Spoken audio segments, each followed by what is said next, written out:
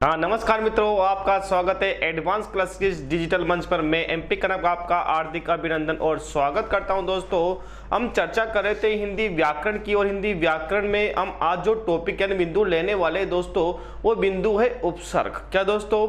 उपसर्ग है। उपसर्ग ऐसा बिंदु है कि उपसर्ग यदि किसी शब्द के पहले जुड़ता है तो उसके अर्थ में क्या कर देता है? परिवर्तन या विशेषता ला देता है। तो दोस्तों आज हम जो चर्चा करेंगे वो किसकी बात चर्चा करेंगे? वो उपसर्ग बिंदु की चर्चा हम करेंगे। तो दोस्तों ज्यादा विलंब ना करते हुए हम डायरेक्ट अपने बिंदु पर चलते हैं। देखिए अपना बिंदु है उपसर्ग। क्या दोस्तों? अपना जो बिंदु है वो क्या है? उपसर्ग है।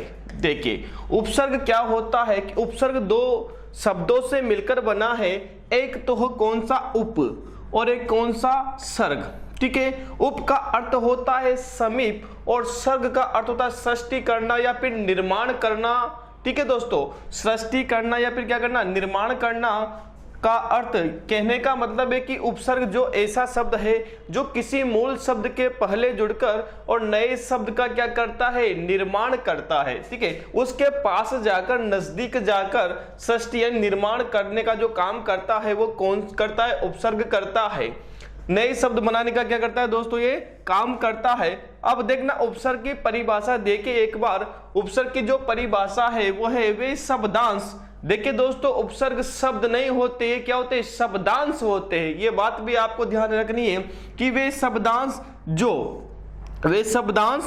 किसी मूल शब्द के, वे शब्दांश जो किसी मूल शब्द के आदि, प्रारंभ या पूर्व। ठीक है दोस्तों, वे शब्दांश जो किसी शब्द के पहले, पूर्व या प्रारंभ में जुड़कर उसके अर्थ में क्या कर दे? परिवर्तन कर दे। उसके अर्थ में परिवर्तन कर दे या फिर विशिष्टता ला देते हैं, उपसर्ग कहलाते हैं। ठीक है, तो उपसर्ग वे शब्दांश होते हैं जो किसी मूल शब्द के पहले या पूर्व में जुड़कर उसके अर्थ में परिवर्तन ला देते हैं या विशेषता या विशिष्टता ला देते हैं, वे उपसर्ग कहलाते हैं। कैसे लेते हैं देखते, परिभाषा की हम बात करते। तो देखना दोस्तों इधर देखिए, जैसे मैंने एक तरफ तो लिख दिया क्या? परिवर्तन।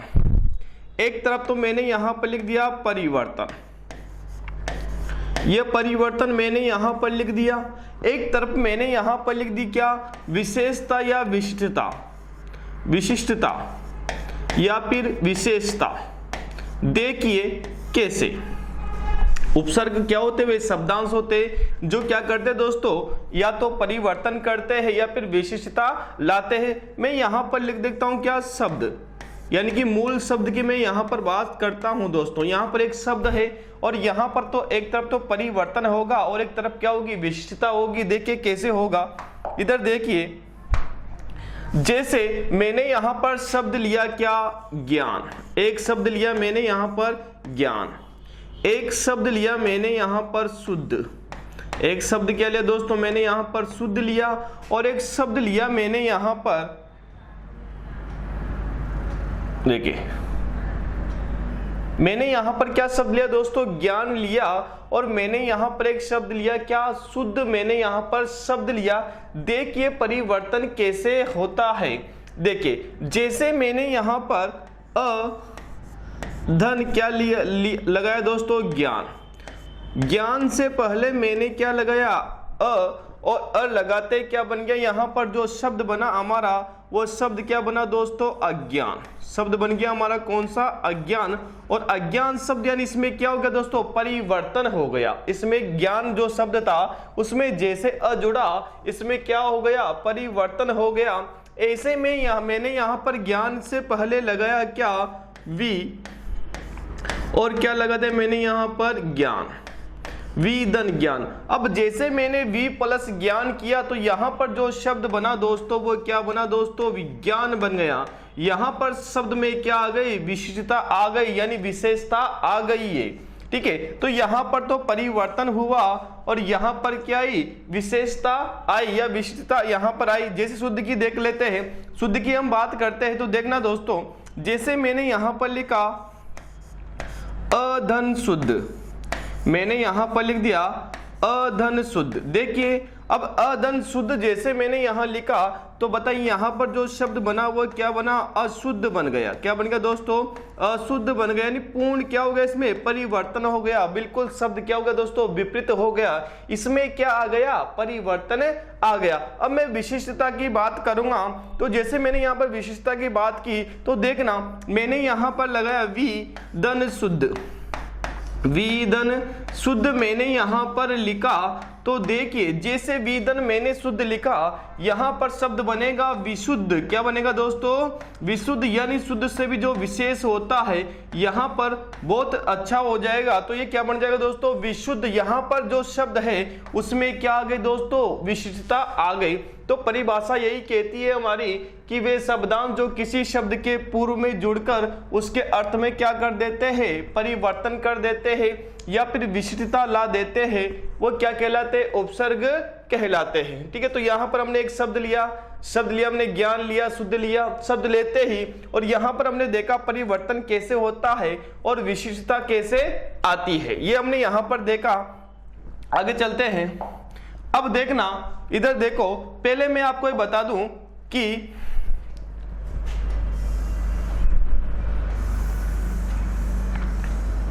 देखिए अब उपसर्ग क्या होता है एक बार देखना। जैसे मान लीजिए मैंने यहां पर एक मूल शब्द लिया, क्या, हार। मैंने यहां पर एक मूल शब्द लिया, वो मूल शब्द कौन सा है दोस्तों, हार। देखिए यहां पर मैं अलग अलग उपसर्ग लगा के इस पर देखूंगा। देखिए मैंने यहां पर मूल शब्द लिया क्या, हार। मैंने हार से पहले क्या लगा दिया, वी। मैंने हार और हार से पहले क्या लगा दिया, वी लगा दिया। आर से पहले मैंने यहां पर वी लगा दिया और यहां पर मैंने लगा दिया क्या, आ। क्या लगा दिया दोस्तों, मैंने यहां पर आ लगा दिया। तो यहां तो मैंने लगाया क्या, वी, और यहां क्या लगा दिया मैंने, आ। जैसे हार से पहले मैंने वी लगाया, क्या बन गया, विहार बन गया, और आ लगाते क्या बन गया दोस्तों, आहार बन गया। ऐसे मैंने यहां पर लगा दिया क्या, सम। जैसे मैंने हार से पहले सम लगा दिया और सम लगाते यहां पर क्या हो गया दोस्तों, परिवर्तन हो गया, विशिष्टता आगे क्या बन गया, समहार। यहां क्या बनेगा दोस्तों, संगार बन जाएगा। ऐसे मैंने यहां पर लगा दिया दोस्तों क्या, प्र। वैसे मैंने प्र उपसर्ग लगाया, प्र उपसर्ग लगाते यहां शब्द बन गया क्या, प्रहार बन गया। क्या बन गया, शब्द यहां पर प्रहार बन गया। और जैसे मैंने यहां पर लगा दिया क्या, प्रति, और प्रति लगाते ही शब्द बन गया यहां पर प्रतिहार बन गया। शब्द क्या बन गया यहां पर, प्रतिहार बन गया। तो यहां पर जैसे मैंने यहां पर लगा दिया परिहार, मैंने यहां पर लगा दिया एक उपसर्ग क्या दोस्तों, परिहार, और जैसे मैंने यहां पर परिहार लगा दिया शब्द क्या बन गया हमारा, परिहार बन गया। हार से पहले परि लगाते ही शब्द क्या बन गया यहां पर, परिहार बन गया। ऐसे ही मैं यहां पर लगा सकता हूं क्या, कु लगाते बताओ शब्द क्या बन जाएगा, कुहार बन जाएगा। बुरी हार, यानी हार तो लेकिन बहुत बुरी हार। ठीक है, और ऐसे मैंने यहां पर लगा दिया क्या दोस्तों, सुहार। क्या लगा दिया दोस्तों, सुहार। बताओ हार लेकिन कैची, अच्छी, तो वहां पर बन गया क्या दोस्तों, सुहार। तो यहां पर देखना मूल शब्द था कौन सा, हार। हार से पहले हमने अलग अलग प्रत्यय लगाकर देखे, जैसे ही हमने प्रत्यय लगाए वैसे ही अर्थ में क्या हो गया दोस्तों, यहाँ पर खूब सारे क्या हो गए, परिवर्तन हो गए। क्या हो गए दोस्तों, यहाँ पर खूब सारे परिवर्तन हो गए। ऐसे में यहाँ पर लगा सकता हूं क्या, नी। मैंने यहाँ पर लगा दिया एक उपसर्ग लगा दिया मैंने यहाँ पर नी लगाते शब्द बन गया क्या, निहार। देखना आर मूल शब्द क्या था हमारा, यहाँ पर हार था। हार से पहले जैसे ही उपसर्ग लगाते गए बताओ शब्द, नए शब्दों का क्या हो गया, निर्माण होता गया। तो यही तो उपसर्ग होते हैं कि नए शब्दों का क्या करते हैं, निर्माण करते हैं। तो जैसे यहाँ पर बताओ, यहाँ पर वी लगते ही शब्द क्या बन गया, विहार बन गया। यहां लगते ही शब्द क्या बन गया, जैसे यहां लग गया तो शब्द यहां पर क्या बन गया दोस्तों, विहार। तो यहां पर मैंने शब्द लिख दिया क्या, विहार। ऐसे लगाते यहां शब्द क्या बन गया, संहार। यहां पर जो शब्द बना दोस्तों वो क्या बन गया, संगार बन गया। यहां शब्द लगाते क्या बन गया दोस्तों, वो शब्द बन गया क्या, सुहार बन गया। और जैसे यहां शब्द लगा दिया बताओ यहां पर क्या बन जाएगा, प्रहार। क्या बन जाएगा, यहां पर प्रहार बन गया। जो नया शब्द बना वो क्या बन गया, प्रहार। और यहाँ नया शब्द बना क्या, नया शब्द बन गया यहाँ पर क्या, निहार। यहाँ पर नया शब्द बन गया। ऐसे यहाँ पर नया शब्द क्या बना दोस्तों, प्रतिहार। यहाँ जो शब्द बना वो शब्द क्या बना, प्रतिहार बन गया। ऐसे यहाँ जो नया शब्द बना वो क्या बना, परिहार बन गया। यहाँ जो नया शब्द बना वो क्या बना, परिहार बन गया। ऐसे ही यहाँ जो नया शब्द बना वो बताइए क्या बन गया, कुहार बन गया। और यहाँ जो नया शब्द बना वो क्या बन गया, हार बन गया। क्या बन गया दोस्तों, आहार बन गया। ठीक है, तो यहाँ पर खूब सारे हमने शब्द बनाए, किससे केवल मूल शब्द था कौन सा, हमारा हार। ऐसे में यहाँ पर एक शब्द और ले लेता हूं। मैंने यहाँ पर एक शब्द लिया देश, मैंने यहाँ पर एक शब्द लिया कौन सा, देश। देखिए दोस्तों मैंने यहाँ पर शब्द कौन सा लिया, देश। यहाँ पर मैंने शब्द ले लिया। अब जैसे मैंने देश शब्द लिया, अब देश शब्द के मैं क्या देखूंगा, उपसर्ग लगाकर देखूंगा कि परिवर्तन होता या विशेषता आती है। तो देखना, जैसे मैंने आ और देश, देश से पहले मैंने क्या लगाया, आ, क्या लगाया, आ लगाते शब्द क्या बन गया, आदेश। बताइए शब्द क्या बन गया, यहाँ पर आ लगाते शब्द बन गया क्या, आदेश बन गया, आदेश। अब देखिए जैसे मैंने यहां पर लगाया क्या, निर, क्या लगाया दोस्तों, मैंने उपसर्ग लगाया कौन सा, निर। जैसे मैंने यहां पर निर उपसर्ग लगाया किसके, देश के, यहां शब्द बन गया क्या दोस्तों, निर्देश बन गया। यहां पर जो शब्द बना वो क्या बन गया, वो निर्देश बन गया। ऐसे मैंने यहां पर शब्द लगाया क्या, वी, और जैसे मैंने वी उपसर्ग जोड़ा किसके, देश के, देश किससे पहले मैंने वी उपसर्ग जोड़ते यहां जो नया शब्द बना, नया शब्द का निर्माण हुआ, बताओ वो क्या बन गया दोस्तों, विदेश बन गया। क्या बन गया, विदेश बन गया। ऐसे मैंने यहां पर जो देश है, अब देश से पहले मैंने प्र जोड़ा, क्या जोड़ा दोस्तों, प्र जोड़ा, और प्र जोड़ते यहां पर जो नया शब्द बना दोस्तों, वो नया शब्द क्या बना, वो प्रदेश बन गया। क्या बन गया दोस्तों, प्रदेश बन गया। और ऐसे ही जैसे ही मैंने यहां पर देश से पहले क्या जोड़ा, पर, ये तो प्र था और मैंने यहां पर क्या जोड़ा, पर जोड़ा। जैसे मैंने यहां पर जोड़ा, बताइए यहां पर नया शब्द बना क्या, परदेश बन गया। क्या बन गया दोस्तों, यहां पर नया शब्द परदेश बन गया। ऐसे मैंने देश से पहले जोड़ा क्या दोस्तों, स्व, मैंने देश से पहले स्व जोड़ा, क्या बन गया, स्वदेश बन गया। क्या बन गया दोस्तों, यहां पर स्वदेश बन गया। तो ये तो बन गया हमारा क्या, स्वदेश बन गया। ठीक है, और तो यहां पर हमने देखा आदेश, यहां पर नया शब्द बना विदेश, यहां पर बना आदेश, यहां पर क्या बना, निर्देश, यहां पर क्या बना, प्रदेश, और यहां पर क्या बना, बताइए, परदेश, और यहां पर क्या बना, स्वदेश। ऐसे में कह सकता हूं क्या, यहां पर मैंने यहां पर लगा दिया दोस्तों क्या, कु लगाते यहां पर क्या बनेगा, कुदेश बन, चाहे कोई सा भी क्या लगाए, उपसर्ग लगाए। ठीक है, जैसे मैंने यहां पर क्या लगा दिया, सु, जैसे मैंने उपसर्ग लगाता है, बताया यहां पर जो शब्द बना वो क्या बन गया दोस्तों, सुदेश बन गया। तो जैसे ही मैंने यहां पर उपसर्ग लगाया, मूल शब्द कौन सा, देश, और देश से पहले जैसे ही मैंने उपसर्ग लगाया, बताइए शब्द में या तो परिवर्तन हो गया या शब्द में क्या आ गई दोस्तों, विशेषता आ गई या विशिष्टता यहां पर आ चुकी है। तो यही होते हैं उपसर्ग, यानी जो वे शब्दांश जो किसी शब्द से पहले, चाहे मूल शब्द हो, मूल शब्द से पहले जुड़कर उसके अर्थ में परिवर्तन कर देते हैं या फिर विशेषता या विशिष्टता ला देते हैं, वही उपसर्ग कहलाते हैं। उपसर्ग क्या होते हैं दोस्तों, शब्द होते या शब्दांश होते, जी उपसर्ग क्या होते हैं, शब्दांश होते, ना कि शब्द होते। ये बात भी आपको क्या रखनी है, ध्यान रखनी है। और उपसर्ग कहाँ जुड़ते हैं, पहले जुड़ते हैं, यानी पूर्व में जुड़ते हैं, आरंभ में जुड़ते हैं। जबकि जो प्रत्यय होते वो कहाँ जुड़ते हैं, वो अंत में जुड़ते हैं, किसके, मूल शब्द के। तो यहां पर हमने ये देखा कि उपसर्ग कैसे बनाए जाते हैं, कैसे मूल शब्द में हम उपसर्ग जोड़ देते हैं और क्या बन जाता है, हमारा नए शब्द का क्या होता है दोस्तों, निर्माण होता है। क्या होता है, नए शब्द का निर्माण होता है। ठीक है, तो यहां पर हमने देखा उपसर्ग कैसे बनाया जाता है, कैसे क्या होता है, कैसे शब्दों का निर्माण होता है, यहां पर हमने यहां पर देख लिया दोस्तों। आगे बढ़ते हैं, अब देखिए उपसर्गों के भेद। ठीक है, हमने यहां पर देखिए उपसर्ग कैसे जुड़ता है, आगे जुड़ता है, पीछे जुड़ता है, वहां पर हमने सब कुछ देख लिया। अब देखिए यहां पर उपसर्गों के भेद की बात करते हैं कि जो उपसर्गों के भेद होते हैं वो कितने होते हैं दोस्तों। एक बात ध्यान रखना दोस्तों कि हिंदी में जो उपसर्गों के भेद होते हैं वो 3 होते हैं। संस्कृत के उपसर्ग, कौन से, संस्कृत के उपसर्ग, और हिंदी के उपसर्ग यानी तद्भव उपसर्ग, और विदेशी उपसर्ग। कौन से दोस्तों, विदेशी उपसर्ग।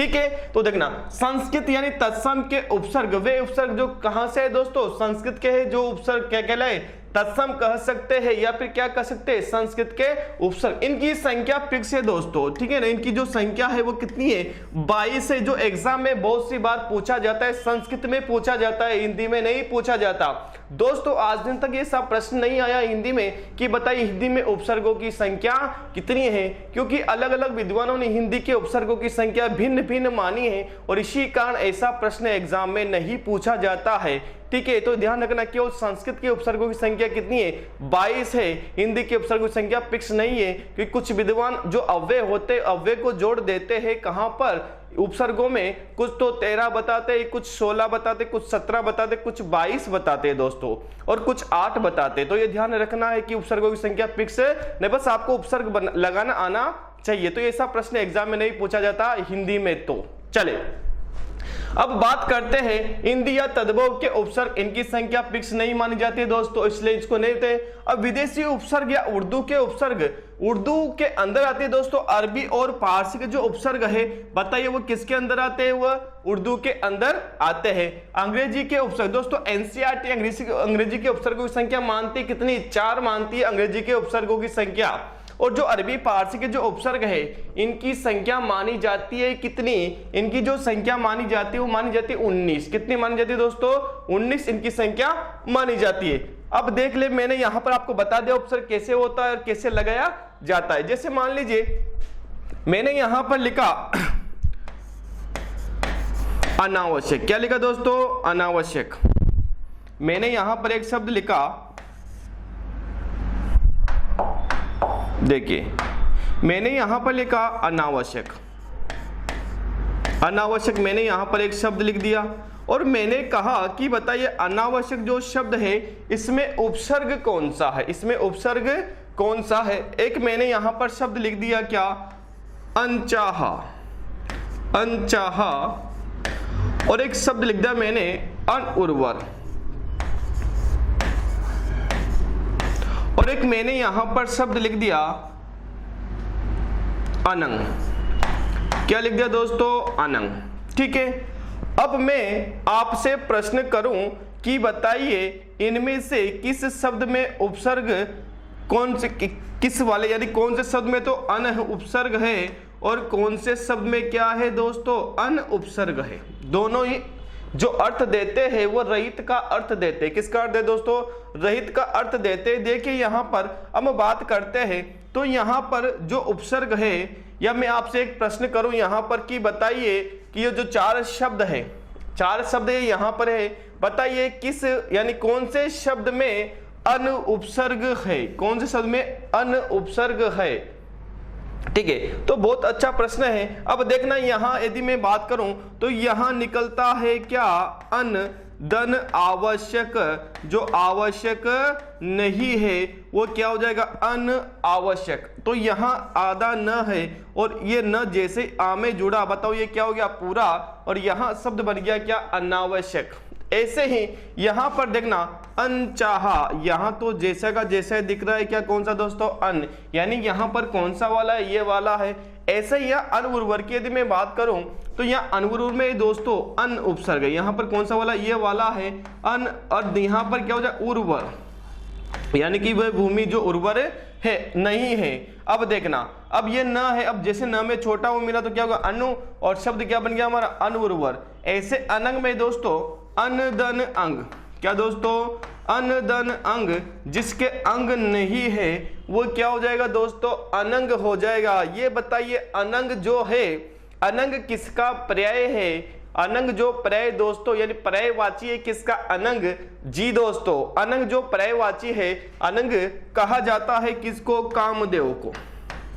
किसको कहा जाता है दोस्तों, कामदेव को अनंग कहा जाता है, क्योंकि जिसके अंग नहीं है वही तो क्या कहलाएगा, अनंग कहलाएगा। आपको याद हो तो कि इनको अनंग कब कहा गया है, तो देखना दोस्तों जब भगवान शिव लीन थे अपनी तपस्या में या अपने ध्यान में मग्न थे, कौन, भगवान शिव, और जब भगवान शिव की आवश्यकता पड़ी संसार को, तो ये कहा गया कि बताइए कि भगवान शिव को जगाए कौन, यानी उनको कौन करे, वहां से निद्रा से कौन जगाए, तो देखना दोस्तों वहां पर जो कामदेव जी थे, कामदेव जी और रति को वहां पर भेजा गया और उन्होंने खूब डांस किया। जब डांस किया खूब सारा, लेकिन फिर भी वहां पर भगवान शिव को वो जगह नहीं पाए। फिर कामदेव को गुस्सा आया और कामदेव ने एक तीर मारा और भगवान शिव की तीसरी नेत्र पर वो लगा। तो जैसे ही वहां नेत्र पर लगा उनको गुस्सा आ गया, उनका तीसरा नेत्र खुल गया। आप जानते हो जब भगवान शिव का तीसरा नेत्र खुलता है ना, तो चाहे सामने कोई भी वो जलकर क्या होता है, भस्म। इनको गुस्सा बहुत जबरदस्त आता है, ठीक है। अब जैसे उनका जो नेत्र खुला और कामदेव सामने थे, तो कामदेव क्या हो गए दोस्तों, जलकर भस्म हो गए। उनके सारे अंग भस्म हो गए, कुछ नहीं बचा, केवल जिसे बोलते हैं परछाई, चावल जिसे बोलते हैं, परछाई परछाई बची, यानी उसके कोई अंग नहीं थे, किनके, कामदेव के। फिर जो रति थी, रति आई कि देखो संसार के लिए हमने ऐसा किया, लेकिन मेरे पति तो यहाँ पर रहे नहीं, ठीक है। फिर आपको याद हो तो कि यहाँ पर जो कामदेव है, क्योंकि सृष्टि का जो सृष्टि कैसे चलेगी यदि कामदेव नहीं होगा तो फिर वहां पर जो कामदेव है, कामदेव का जन्म हुआ को दोस्तों प्रद्युम्न के रूप में। किसके रूप में, प्रद्युम्न के रूप में। और तब से जो कि ये भगवान जब ये जलकर भस्म हो गए, तब से क्या कहलाए दोस्तों, ये अनंग कहलाए, क्या, कामदेव, ठीक है। और कामदेव जो जन्म लिया दोबारा प्रद्युम्न के रूप में इन्होंने क्या लिया दोस्तों, जन्म लिया। तो यहां पर हमने देखे, आगे मैं और बात करूं तो यहां हमने देखे कि जो 3 प्रकार के क्या होते हैं, उपसर्ग होते। जैसे मान लीजिए मैंने यहां पर लिख दिया क्या, सम, और यहां पर लिख दिया मैंने क्या दोस्तों, आचार, समदन आचार। तो जो समाचार है दोस्तों, ध्यान रखना, जो समाचार है, ऐसा एग्जाम में प्रश्न भी आ चुका है। जो अभी यहाँ पर म और म में क्या मिल जाएगा दोस्तों, आ मिलते हैं, यहाँ पर शब्द बन जाएगा क्या, समाचार। ऐसा एग्जाम में प्रश्न भी आ चुका है कि बताइए समाचार में कौन सी संधि है। ऐसा प्रश्न या संधि विच्छेद इनका पूछा जाता है दोस्तों, ध्यान रखना। समदन आचरण पूरा नहीं आता, इसमें क्या आता है, आधा आता है, किसमें, समाचार में। ये बात आप ध्यान रखना दोस्तों, ठीक है। तो यहां पर हमने देखे कि उपसर्ग क्या होते हैं। अब हम बात करेंगे संस्कृत के उपसर्ग यानी तत्सम के उपसर्गों की हम यहां पर चर्चा करेंगे। देखिए यहां पर संस्कृत के उपसर्गों की हम चर्चा कर रहे हैं कि जो संस्कृत के उपसर्ग है, संस्कृत का उपसर्ग है कौन सा, अति। अति उपसर्ग की हम बात कर रहे हैं। जैसे अति का अर्थ होता है अधिक, जैसे अत्यधिक, अतिदन अधिक। क्या दोस्तों, अतिदन अधिक। बताइए संधि कौन सी, अतिदन अधिक, यानी संधि कौन सी, यण संधि। ऐसे ही यहां पर क्या हो जाएगा, अतिदन अधिक, इसका क्या बन जाएगा, अतिदन अधिक, यानी संधि कौन सी, यण संधि, अतिधन अधिक। और ऐसे ही यहां पर बनेगा क्या दोस्तों, अतिदन अंत, क्या, अतिदन अंत। और यहां भी संधि कौन सी, यण संधि, अतिदन अंत। और यहां संधि बन गई कौन सी, यण संधि। ऐसे अतिधन रिक्त, यहां पर कोई संधि नहीं है, अतिधन रिक्त, अतिधन क्षय, यहां पर कोई संधि नहीं है। यहां पर ऐसा कैसा दिख रहा है, यहां भी उपसर्ग है और यहां ये उपसर्ग कौन सा, अति।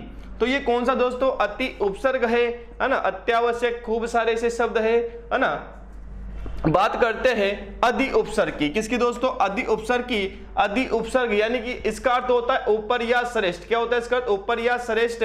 जैसे कि अधिकार, जैसे अधिपति, जैसे अधिनायक, यानी ऊपर या श्रेष्ठ। जो अधिकार होते हैं दोस्तों वो क्या होते हैं, ऊपर होते हैं, या फिर क्या होते हैं दोस्तों, श्रेष्ठ होते हैं, क्या, अधिकार, अधिपति। और कौन सा दोस्तों, अधिनायक। ऐसे ही बात करते अनु, अनु का अर्थ होता है पीछे या समान। जैसे अनुचर यानी पीछे चलने वाला, अनुकरण यानी कि जो अनुकरण करने वाला। यहां पर अनुसार, जिसके अनुसार, अनुशासन, शासन के अनुसार। यहां पर बात करते अप यानी होता है बुरा। अप जो होता है उसका अर्थ क्या होता है दोस्तों, अप यानी होता है बुरा, ठीक है। या फिर हीन, या फिर कभी कभी जो अप का अर्थ होता है वो क्या होता है, विपरीत भी होता है। जैसे अप एस, क्या दोस्तों, अप एस यानी एस के विरुद्ध क्या हो गया दोस्तों, बुरा, हीन तो हो गया, लेकिन विपरीत भी हम इसे कह सकते हैं। क्या कह सकते हैं दोस्तों, विपरीत, यानी एस के विपरीत क्या दोस्तों, अपयश। अपमान, मान के विरुद्ध क्या दोस्तों, अपमान। जैसे ये मान शब्द है, ये मान शब्द है। मान शब्द के जैसे मैंने पहले जोड़ा क्या दोस्तों, अप मैंने यहां पर जोड़ दिया। और जैसे मैंने यहां पर क्या जोड़ा दोस्तों, सम। ध्यान से देखना, ठीक है, ये मान शब्द है, मूल शब्द है, कौन सा, मान है, और मान से पहले मैंने क्या जोड़ा, अप जोड़ा, ठीक है, और मैंने यहां पर क्या जोड़ा, सम जोड़ा। अब ध्यान से देखना, जैसे मान से पहले अप जुड़ता है तो यहां पर जो शब्द बनेगा बताइए क्या बन जाएगा, अपमान। बताइए यहां पर क्या आ गया, परिवर्तन हो गया, क्या, मान का विरुद्ध परिवर्तन हो गया। यहां देखना दोस्तों, मान में जैसे मैं सम को जोड़ूंगा यहां क्या बन जाएगा, सम्मान बन जाएगा। यहां क्या आ गई, विशेषता आ गई, ठीक है, ये भी ध्यान रखना। तो मान से पहले जैसे अप जुड़ा, अपमान, यानी कि वो क्या होगा, विपरीत हो गया, मान के विपरीत, और जैसे सम जुड़ा इसमें क्या आ गई, विशेषता आ गई। अपकार, जैसे बात करें अभी, अब यानी सामने, चारों ओर या पास, अभियान, अभिषेक, अभिनय, अभिमुख। जैसे अव की बात करते हैं, हीन या फिर नीचता में, अवगुण, अवतरण, अवनति, और कौन सा दोस्तों हमारा, अवतार। ऐसे ही आकार होता है दोस्तों तक, या क्या होता है, समेत होता है। जैसे आजीवन यानी कि जीवन तक, जैसे आगमन, गमन तक, ये दोस्तों हम वहां भी पढ़ चुके हैं समास में। आरक्षण, आक्रमण। जैसे उत ऊंचा, श्रेष्ठ, ऊपर, उद्गम, उत्कर्ष, उद्गम, उत्कर्ष, उन्नति, उल्लास, उज्जवल।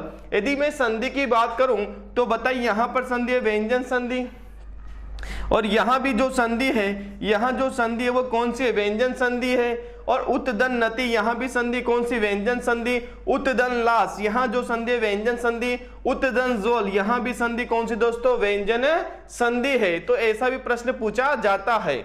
चले उप की बात करते, उपकार होता है निकट, सदृश, या क्या होता है, गौण होता है। जैसे उपदेश, उपवन, उपमंत्र या उपआर होता है। ऐसे दूर की बात करते, बुरा या कठिन।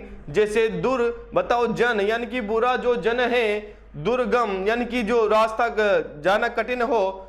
दुर्दशा यानी कि दुर यानी बुरा, दुराचार बुरे आचार।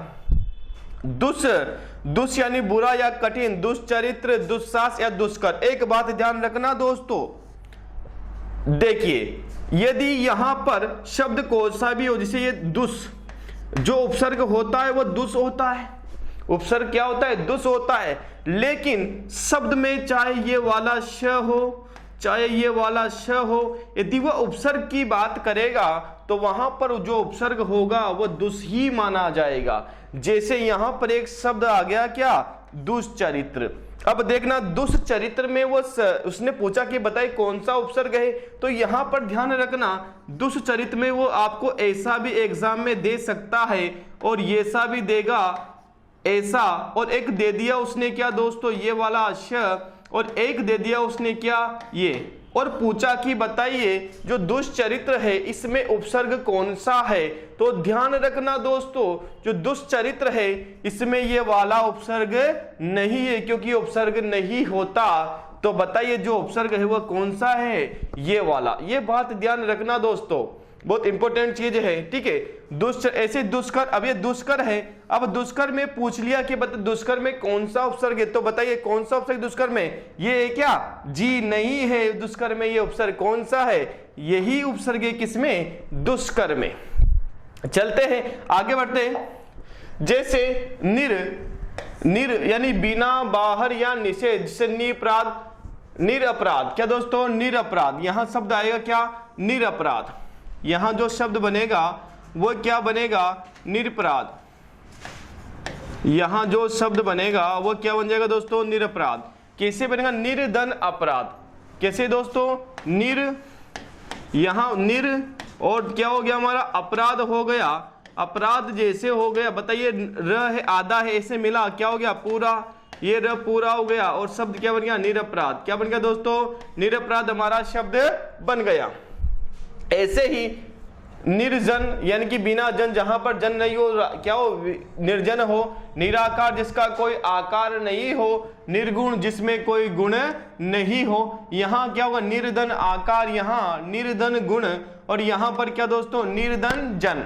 ऐसे निस। अब देखिए जैसे मैंने आपको वहां पर बात की थी कहां पर, दुष्क में, और ऐसे में यहां पर बात कर सकता हूं क्या, ये वाला श, या फिर कौन सा स दोस्तों, ये, ठीक है। उपसर्ग में कौन सा आएगा, ये वाला ही आएगा।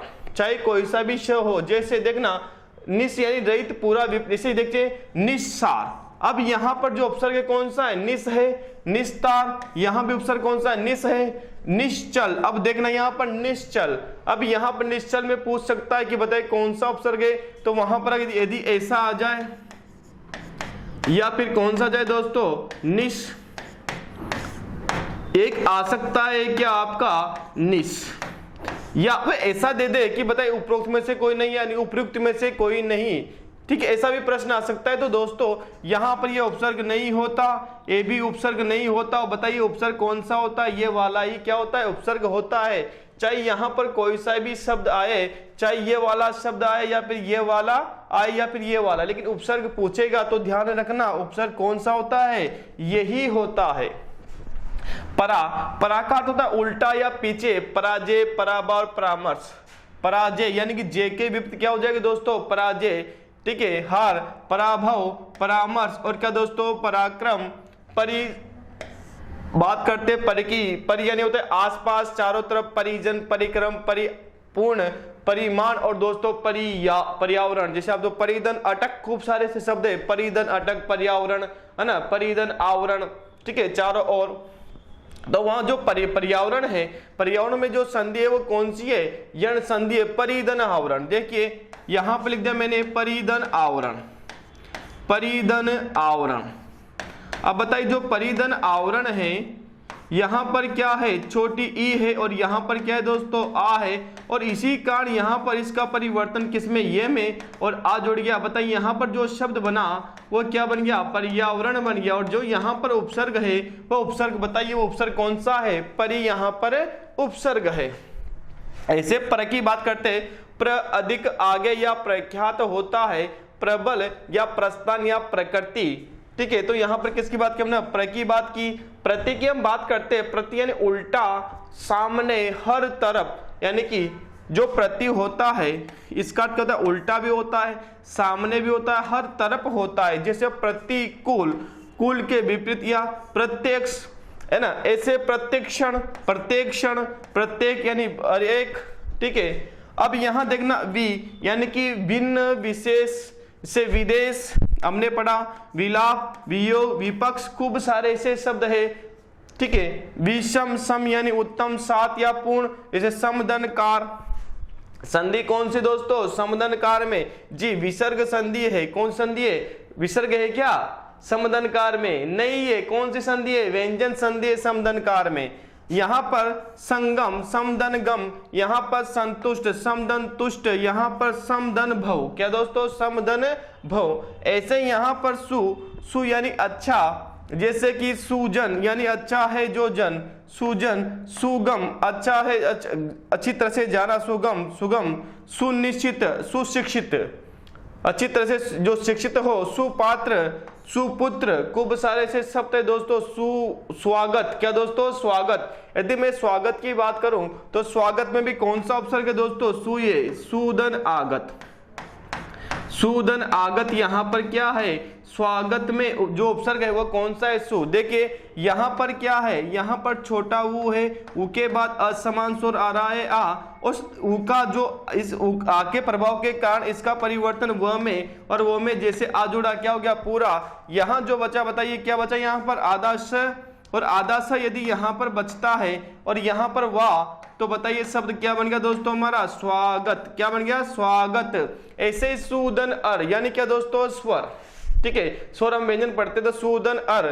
ठीक है, आगे बात करते हैं अपि। अपि का अर्थ होता है दोस्तों भी।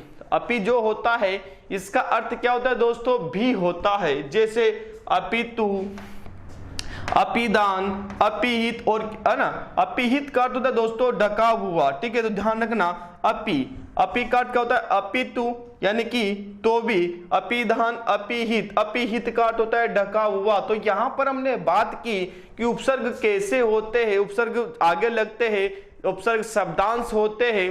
हमने बात करते संस्कृत के उपसर्ग, हिंदी के उपसर्ग और किसके दोस्तों, विदेशी उपसर्ग की हम यहाँ पर बात कर रहे थे। तो यहाँ पर हमने बात की, सबसे पहले हमने परिचय देखा कि उपसर्ग कैसे लगाए जाते हैं, फिर हमने यहाँ बात की किसकी, संस्कृत के उपसर्गों की। अब हम जो बात करने वाले दोस्तों वो किसकी बात करेंगे, तद्भव उपसर्ग यानी कि हिंदी के उपसर्ग और विदेशी उपसर्गों की हम यहाँ पर आगे चर्चा करेंगे दोस्तों। और इसकी जो चर्चा करेंगे अब वो नेक्स्ट क्लास में करेंगे दोस्तों। तो हम मिलते हैं दोस्तों नेक्स्ट क्लास में, तब तक के लिए जय हिंद और जय भारत।